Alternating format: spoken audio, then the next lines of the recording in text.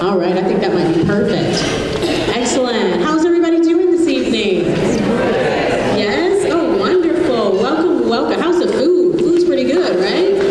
Yes. Oh, thank you. Excellent. Welcome, welcome. My name is Melody Rogers. Welcome to the first Women of Color in the Workforce Dinner and Dialogue. Clap, clap, clap, clap, clap. Thanks so much for coming tonight. I'm the organizer of this event, and this idea for this event came, first off, I have the privilege of teaching 2 professional development classes here at Oglethorpe University. And my first time teaching, first semester teaching the career explorations class, I thought, why not have a professional development series where I invite speakers to come into the classroom and talk about their professional journeys. And so over the summer, last summer, I was like, you know what, I would love something bigger. I would love a dining opportunity where we dialogue and bring in more individuals from the Atlanta professional community. And this, just so you know, at each table, there's 1 to 2 special guests that were invited here, and they have special name tags on. Make sure you introduce yourselves. We're going to have a nice dialogue session in the heart of our program here this evening. So, and I'll keep you posted on the instructions of how that's going to go. But it's going to be an amazing event. All I want you to do is sit back, relax, keep an open mind, and just enjoy what's about to happen. After the event, at around, we'll probably be here in this space for about 40 minutes or so, probably a little bit less. I think this is going to go fairly fast. We're going to transition upstairs for cocktails and and mocktails. That's what it's called, mocktails. And we're going to have a nice networking session, so you'll be able to meet with the individuals one-on-one that are here.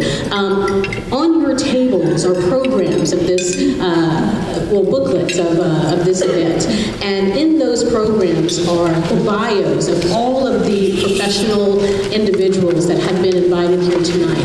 They represent nonprofit organizations, government organizations, corporations, entrepreneurship, and just amazing initiatives, community initiatives overall. So make sure you look at that. And if you're a student participating at this dinner, make sure you connect to individuals that are, very, very centered around your professional goals.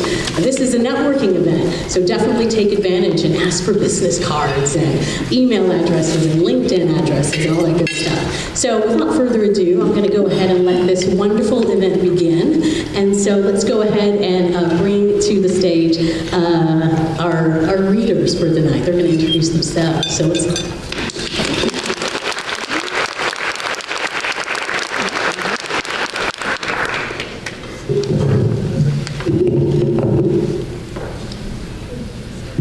Mother God, I was battering in a Southern woman's kitchen, without measuring cups and with extra butter, and extra salt, extra smiles and extra hip swivels, humming gospel songs from back when churches were pews, from back when churches were houses, and kitchens were sanctuaries with packed wooden pews. You will taste God in me.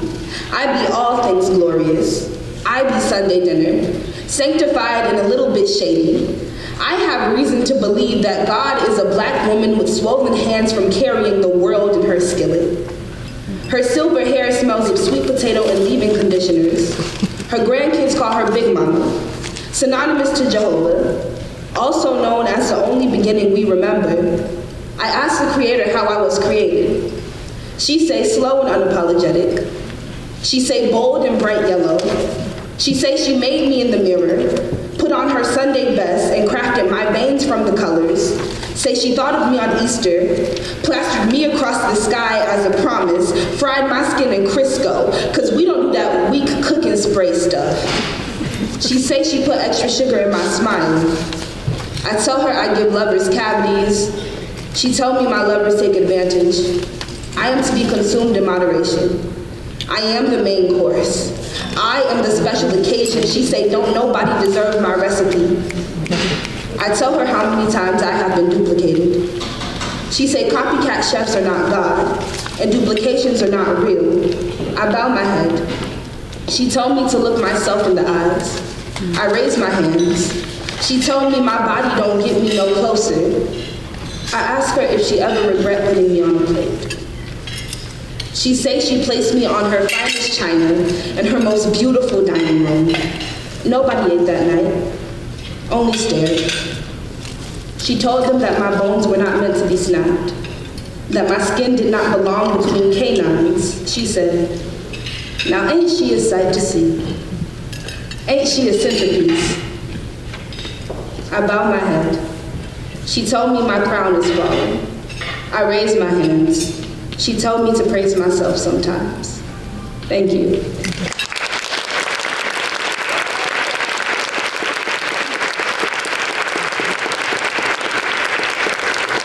My name is Tia. I am an English major and I'm a first year here at Oglethorpe. Indeed. Indeed.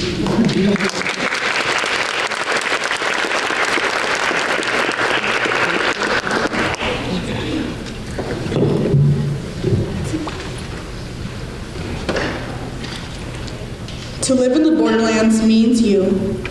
To live in the borderlands means you are neither hispana, india, negra, española, ni gabacha. Eres mestiza, mulata, half-breed, caught in the crossfire between camps, while carrying all 5 races on your back, not knowing which side to turn to or run from. To live in the borderlands means knowing that the India in you, betrayed for 500 years, is no longer speaking to you, that Mexicanas call you rajetas, that denying the Anglo inside you is as bad as having denied the Indian or black. Cuando vives en la frontera, people walk through you, the wind steals your voice. You're a burra, buey, scapegoat, forerunner of a new race, half and half, both woman and man, neither, a new gender. To live in the borderlands means to put chile in the borscht, eat whole wheat tortillas, speak Tex-Mex with a Brooklyn accent, be stopped by La Migra at the border checkpoints. Living in the borderlands means you fight hard to resist the gold elixir beckoning from the bottle, the pull of the gun barrel, the rope crushing the hollow of your heart. In the borderlands, you are the battleground where enemies are kin to each other. You are at home, a stranger. The border disputes have been settled. The volley of the shots have shattered the truce. You are wounded, lost in action, dead, fighting back. To live in the borderlands means the mill with the razor white teeth wants to shred off your olive red skin, crush out the kernel, your heart, pound you, pinch you, roll you out, smelling like white bread but dead. To survive the borderlands, you must live sin fronteras, be a crossroads.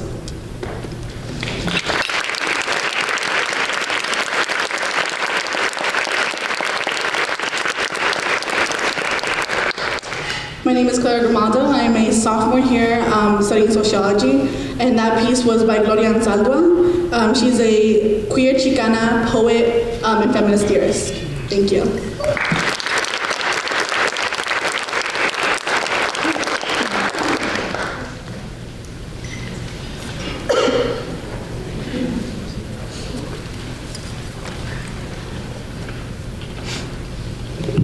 Good evening. My name is Dr. John Nardo, and I'm Oglethorpe's Associate Provost, and it is my privilege to welcome you here tonight.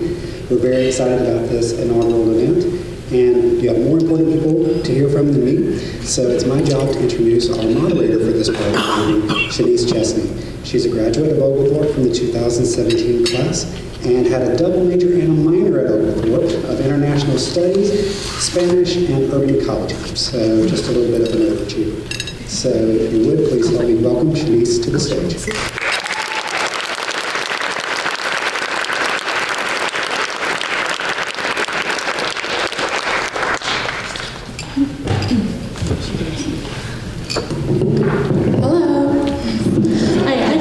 So Shanice Chesney, so you guys just heard, so we'll just get it started and we'll introduce our speakers for today. So I have the privilege of interviewing 2 of our amazing special guests. Please join me in a round of applause as we welcome Malika Whitley and Tina Fernandez to the stage.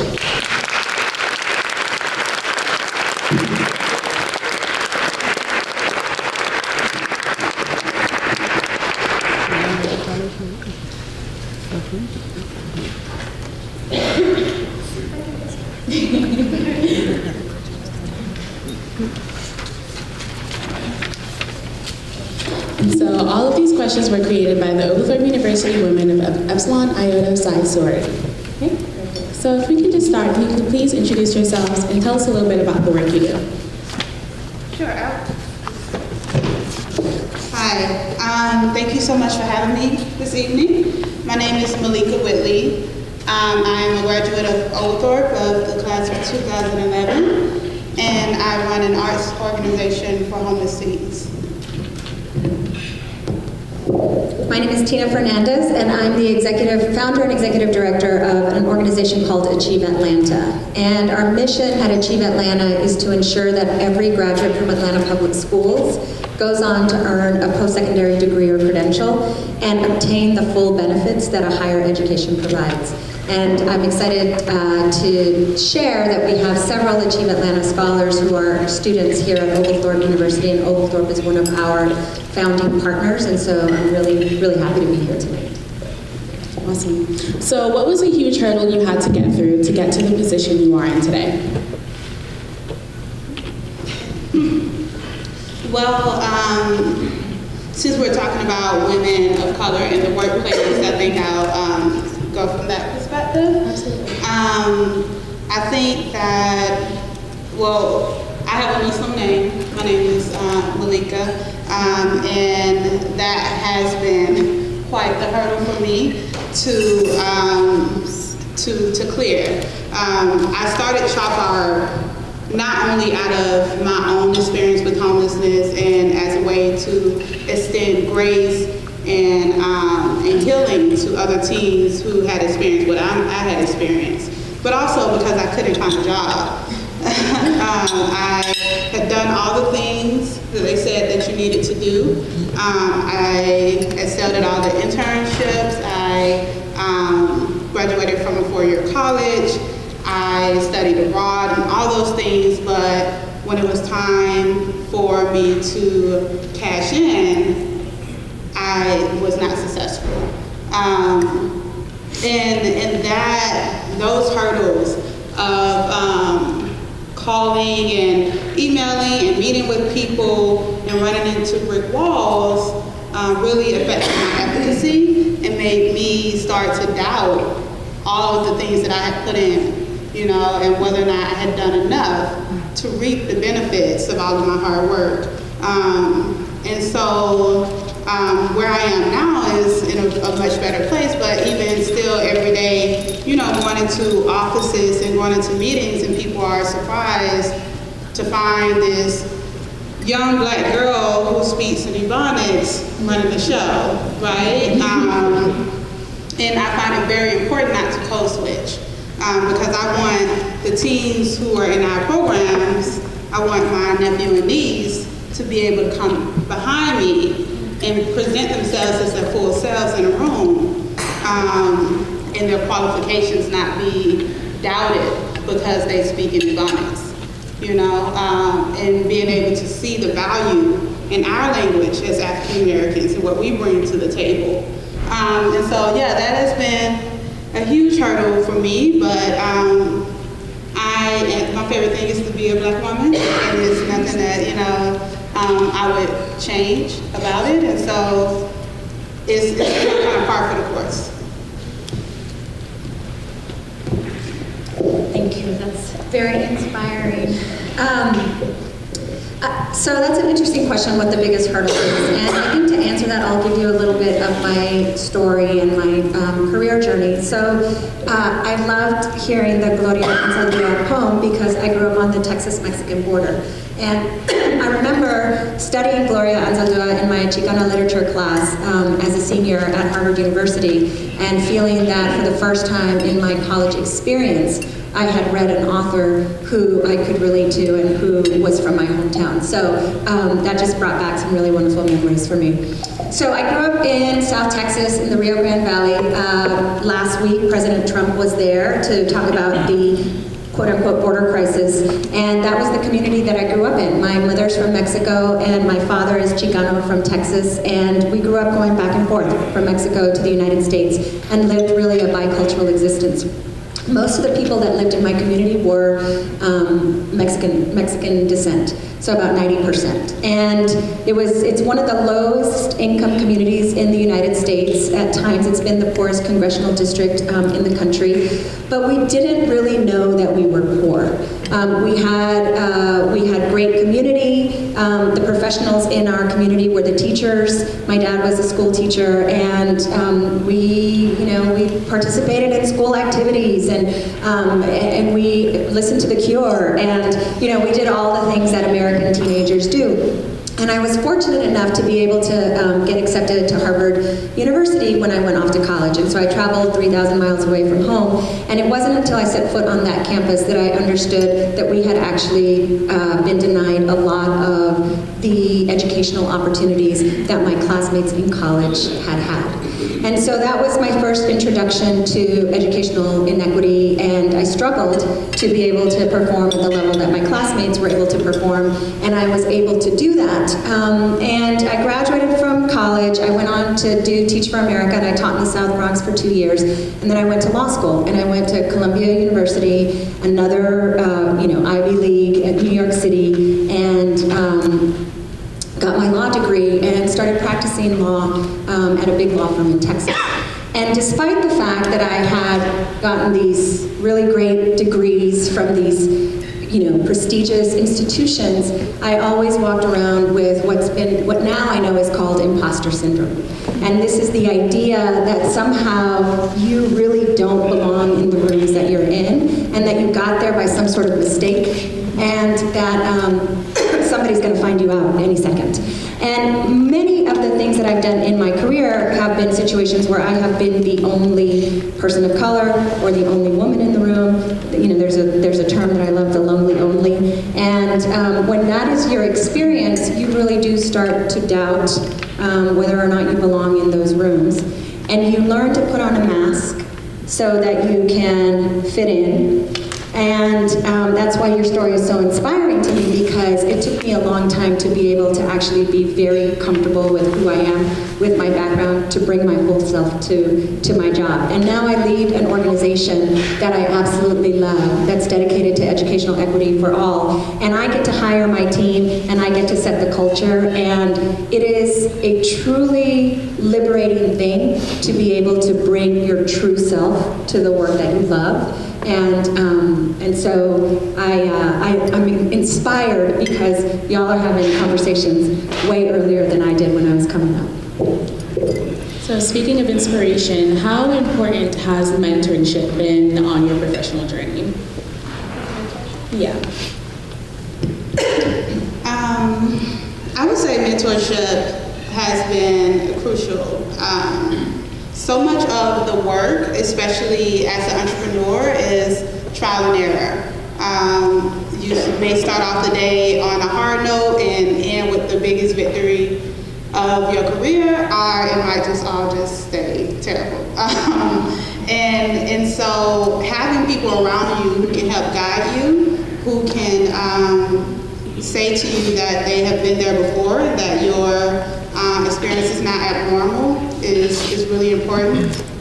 And as you were saying, imposter syndrome is such a real hurdle, and it's something that I continue to battle every single day of, do I belong here? Am I qualified enough for this work?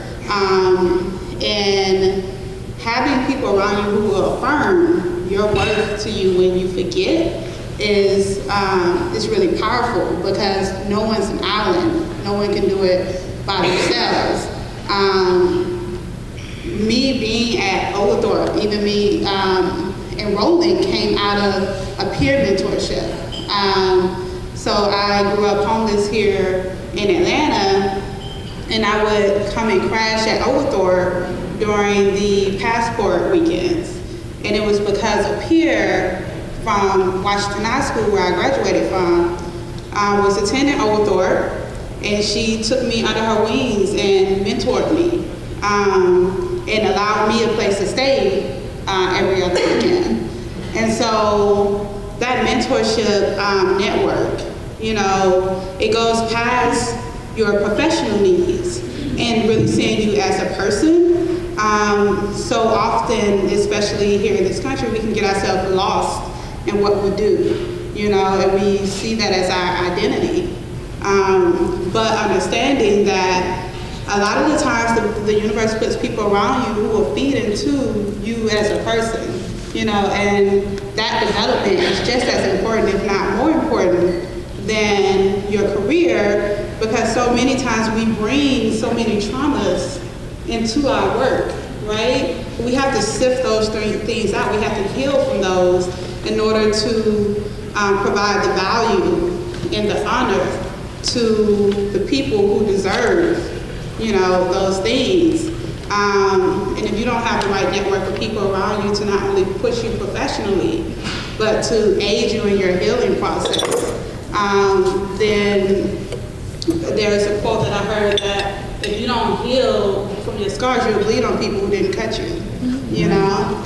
And so if you don't do that, and if you don't pad yourself with a community and a tribe that really loves you and is going to be patient for that journey, then you'll bleed on people who you mean to take care of and who you mean to help. I think it's a really great question, and for much of my life, my mentors were peers. I did not understand the concept of a professor or somebody at work who would sort of guide you and give you advice and help you in your career. I really, you know, I think a lot of first-generation students who come from low-income backgrounds really feel like you have to do it by yourself and that you can't ask for help. And so for much of my life, my mentors were my friends. So friends who I confided in, who maybe knew a little bit more about, you know, how you applied for the internship or how you applied to law school. And I found people along the way who helped me with those things. As I've grown in my career, as I've gotten older, I now have many people who I call mentors here in the city of Atlanta who have really helped me make connections that are important to achieving the mission of my organization, and who have helped me figure out the landmines. So I moved to Atlanta 5 years ago, and when you're in a new community, you don't know all the backstory and, you know, where you need to be careful, all the politics, etc. And so I can say that I have some really amazing mentors now who have helped me with the organization that I run and helped me to be successful. But what I will say about being able to have those types of mentors as an adult is that to do that, you actually have to make yourself vulnerable. And that is a really difficult thing. So I'm a big fan of Brene Brown, if any of you are psych majors, and she's done a lot of research on shame and vulnerability. And her research has shown that to make true connections with people, you actually have to be vulnerable. And it's not until sort of later in life that I've been able to let myself be vulnerable with others, and that has allowed for those types of connections to take place. Thank you. And last question, in addition to, so we've all talked about the imposter syndrome and not feeling like you belong, but what do you feel was a huge hurdle what's the greatest challenge, but more importantly, how did you find was the best way for you to overcome it?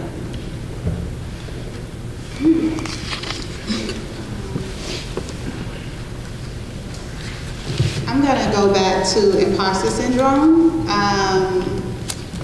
So my work is passion work, right? So Dr. Rosenthal and I came up with this super obnoxious independent plan major at the last minute because I had came back from Cape Town. I was and I had just started my organization. I wasn't telling anybody, but I knew what I wanted to do, right? And of course, like a college student, I only gave Dr. Rosenthal 3 minutes to put it together. And so I thought I was going to be this creative director of an advertisement firm, and I was going to do my nonprofit on the side. And it didn't work out like that. The universe was very intentional with pushing me into the direction that I needed to go. But because my work is passion work, I do suffer from a lot of imposter syndrome when it comes to being in a room with people who have a degree in nonprofit management, are being in a room with people who have worked with homeless communities for 30 years, you know, then I feel like, oh, well, maybe I shouldn't be here. And so something that has helped me to get to a point where I feel that my presence is valuable is one, stepping into my light and not being afraid of it.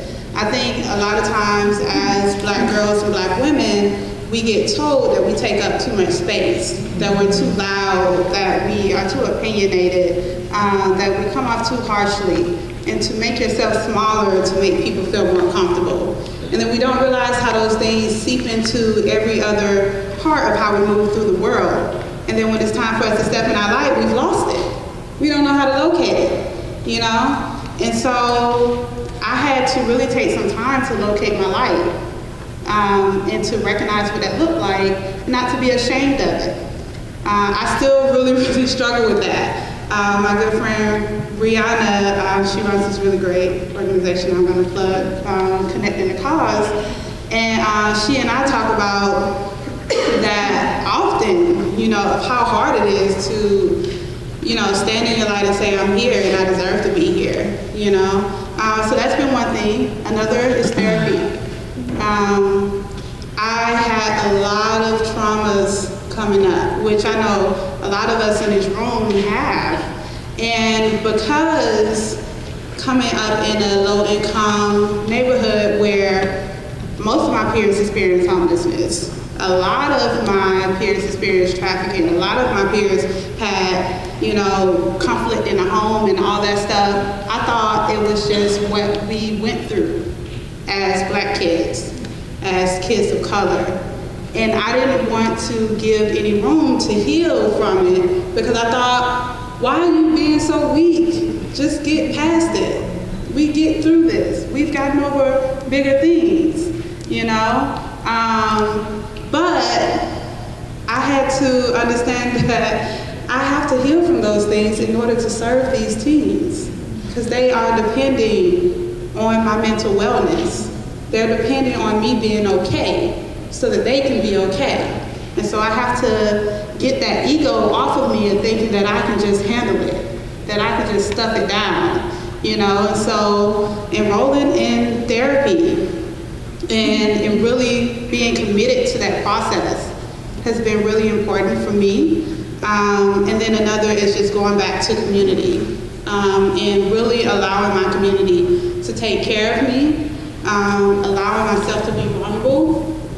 Because again, as women, we're expected to take care of everything. And so allowing yourself to be taken care of by people is a hurdle. It's a hell of a hurdle, you know, and so I'm really grateful for this growth, and I have a long way to go. But yeah, imposter syndrome has been a huge, huge hurdle, and you just have to be very intentional about the steps that work for you to take to start working through those things. So what I'll add is that one of the things I have going for me is that I'm a pretty optimistic person, and I believe in possibilities because nothing that happened in my life is anything that should have happened if you just look at the statistics. So I constantly remind myself I'm not even supposed to be sitting here based on the data, so I've already won. And I think that positive self-talk can really help propel you forward. The other thing that helps me is understanding my priorities. Family is my primary priority, my husband and my 2 children, my parents, my siblings, and understanding my obligation to them, understanding that they are first in my life, and that regardless of what else happens, if that's okay and my relationships with my loved ones are strong and healthy, again, I've already won. The rest of it is sort of gravy on top. And so I think like putting things in perspective is really, really helpful, and thinking about your values and what is most important to you. And once you take care of those things that you have decided are the things that are most important, then you don't have to spend so much time worrying about the rest of it. I'm also a big believer in hard work. If you give me a problem, I will think about, what's the plan to solve that problem and what are the steps that we're going to take. I'm action-oriented, and it may be a coping mechanism, it may be just my disposition, but I'm not somebody who's just going to kind of sit and let life happen to me. And so that gives me a great sense of agency, and working on myself and working to solve the problems that present themselves for myself, for my organization, for the students that we serve is a big motivator for me. And then I think another thing, I'm sitting at this table talking to a group of wonderful students, and one of the things that Luis said, as an international student sitting in core classes, sorry Luis, I'm going to share what you said, is that often you hear a narrative that's sort of the American narrative, but where you come from, that's not the story we know. And as somebody who grew up in a different community, I know there are other ways to get things done, and I know that the truth that sometimes is taught to us is not the truth that many of us have lived.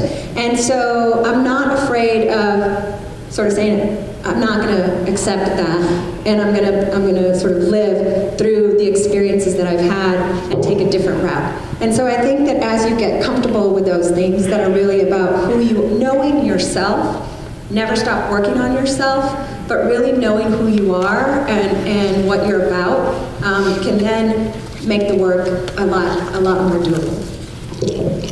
Well, Malika, Whitley, and Tina Fernandez, thank you so much for participating.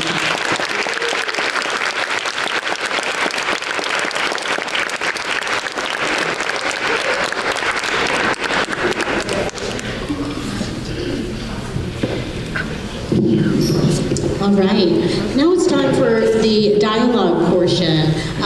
Our special guests are all spread out, about 1 to 2 special guests per table. And in front of those special guests are some questions, and our special guests are going to be starting off introducing themselves to the table and answering those questions. The questions are really awesome. They've been put together by the wonderful, amazing sorority, Epsilon Iota Psi sisters. Yes, right? I'm a sponsor, and so excited, so proud. And so they've been definitely heartfelt questions. And so let's go ahead and begin that portion. Will be dialogue session will be about 10 to 15 minutes or so.